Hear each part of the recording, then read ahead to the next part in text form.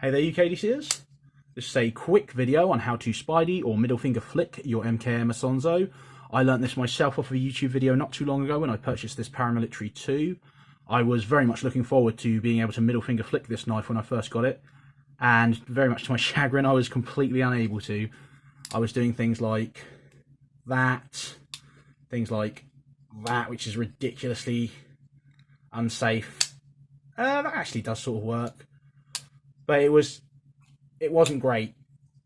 It's all about placement in your hand. So essentially you want to put it in the normal position, lay your hand flat, keep the pivot where it is, move the back of the knife back a bit so it should be angled on your hand like that.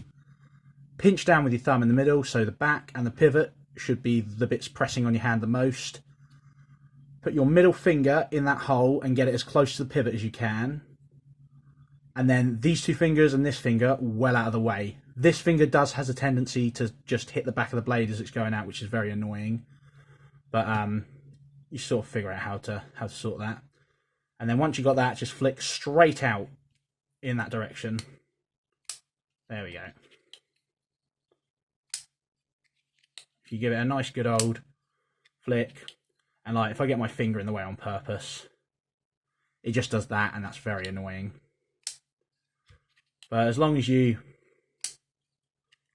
just follow those instructions and a little bit of practice, obviously, but even then, like, I'm still not getting it every time.